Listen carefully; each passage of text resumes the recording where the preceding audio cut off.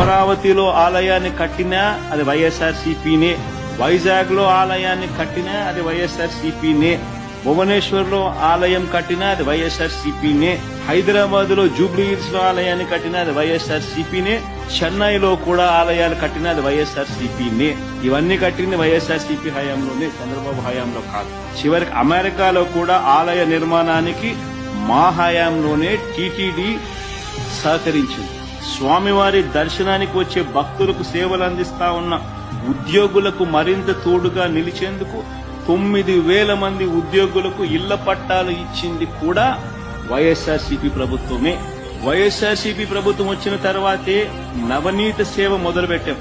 దీనికోసం స్వచ్ఛమైన నెయ్యి తయారీకి కొండ మీద ప్రత్యేక గోశాలను కూడా పెట్టాం. శ్రీవారి ఆలయంలో అర్చకుల జీతాలు రెట్టింపు చేశాం. మతాధిపతులందరితో కూడా విద్వత్ సదస్సులు నిర్వహించింది కూడా మేమే. ఏ రకంగా చూసుకున్నా కూడా ఏదైనా మంచి జరిగింది అని అంటే అది జరిగింది వైఎస్ఆర్సీపీ ప్రభుత్వ హయాంలోనే అని చెప్పడానికి అన్ని కూడా ఎగ్జాంపుల్స్.